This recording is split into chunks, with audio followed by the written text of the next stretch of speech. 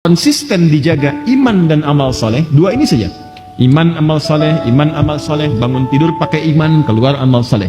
Berpakaian pakai iman, keluar amal soleh. Nanti keluar dari masjid pakai iman, keluar pasti amal soleh. Nanti ada cirinya dari perilaku itu. Kalau keluar masjid pakai iman, amal solehnya nanti yang keluar kaki kiri dulu tuh. Lalu keluar di lisannya doa. Ya, kalau masuk pakai iman, yang masuk kaki kanan dulu tuh. Tapi kalau imannya tipis, itu tidak memberikan pengaruh kepada bagian tubuh. Sehingga nanti secara otomatis tubuh kita itu nggak paham dibimbing oleh imannya, karena tipis. Karena itu nggak ingat mana yang masuk, mau kanan mau kiri nggak sadar.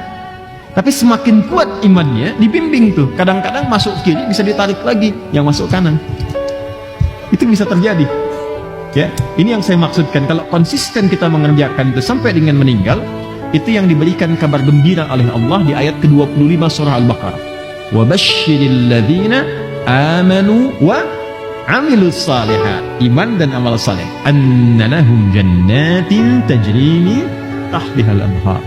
Jadi masuk surga itu sesungguhnya sederhana rumusnya. Yang kompleks itu kadang-kadang prakteknya. Ya? Sederhana apanya? Rumusnya, tinggal konsisten beriman dan beramal saleh. Untuk konsisten itu kita butuh kekuatan, butuh pondasi, dan pondasi yang terbaik untuk membuat kita konsisten dalam beramal tiada yang lain kecuali pengetahuan. Karena itu iman dengan ilmu itu satu sandingan. Kalau Anda belajar ilmu saraf, nanti ada istilah qalbun. Ya, qalbun itu nanti pertukaran atau perpindahan huruf.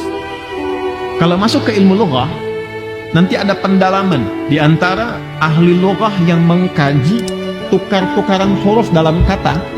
Itu nanti ada yang namanya Ibnu Jini. Ya, Ibnu Jini punya kitab namanya Al-Khasa'is. Yang bisa bahasa Arab boleh googling kitabnya, namanya Al-Khasa'is. Karya Ibnu Jini, 3 jilid. Ya. Menariknya, itu beliau menganalisis setiap pertukaran kata. Misal begini, ilmu itu kan hurufnya ain, lam, mim kan? Ya kan? Ilmun ain, lam, kemudian apa? Mim. Coba, sekarang kalau dibalik, ditukar-tukar. Ada ain, lam, dengan mim. Coba mimnya kita ketengahkan, lamnya kita keujungkan. Alima ilmun, mimnya ke depan kan, ke tengah. Jadi apa? Amila, jadi amal.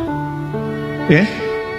Nah, selalu ada keterkaitan. Jadi ini yang menjadikan satu istilah muncul, ilmu tanpa amal itu ibarat pohon tak berbuah. Amal tanpa ilmu kosong, bisa berantakan. Karena itu seperti sayap burung keduanya, kalau satu bermasalah itu tidak akan terbang. Apa? Jadi antara amila dengan alima itu selalu bersanding. Bahkan tauhid pun kalau ingin beramal pakai ilmu dulu. Quran surah Muhammad SAW, surah 47 di ayat 19, sebelum kita la ilaha illallah, itu kan amalan pertama lisan kan? La ilaha illallah. Kalau ingin kuat fondasi la ilaha illallahnya, maka pakai ilmu. Maka ayatnya berbunyi fa'lam annahu la ilaha illallah. Fa'lam itu fi'il amr. Ya, perintah. Maka cari ilmu. Itu bahasa tafsirnya, cari ilmu. Ketahuilah itu kan harus tahu. Kan?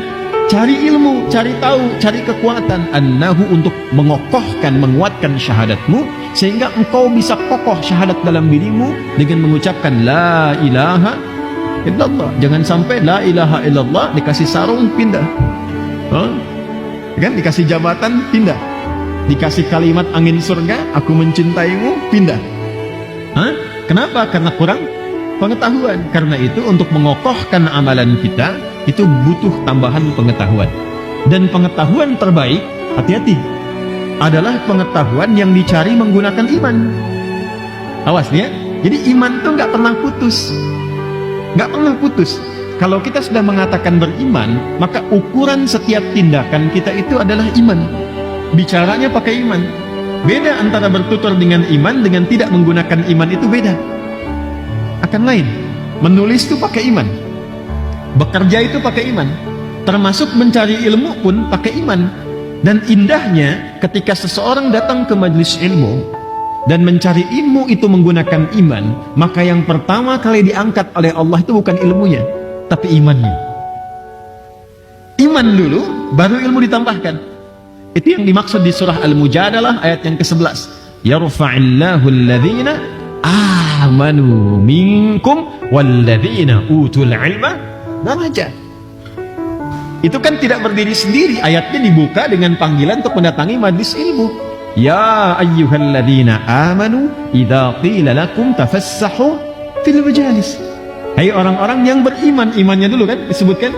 Baru orang beriman itu suka men-share majlis-majlis ilmu. Ya, walaupun dia tidak punya kesempatan untuk datang, dia berusaha maksimal untuk mendapatkan bagian pengetahuannya. Minimal dia share. Kalau dia hadir, dia berbagi itu. Bagi tempat, diluas-luaskan, ya. Itu maknanya bisa banyak. Tapi itu ciri iman. Ketika itu dilakukan dengan benar, mengangkat derajat, maka yang diangkat oleh Allah pertama kali itu imannya. Karena itu kalau kita belajar ke majlis ilmu dengan baik, saya sering katakan, yang pertama berpengaruh kepada jiwa kita itu adalah peningkatan iman. Lebih senang kepada ibadah, lebih yakin untuk berkhidmat dalam nilai kebaikan, lebih dekat dengan Allah. Nanti dari kekuatan itu muncul dorongan terus untuk belajar, bertambahlah kemudian pengetahuan.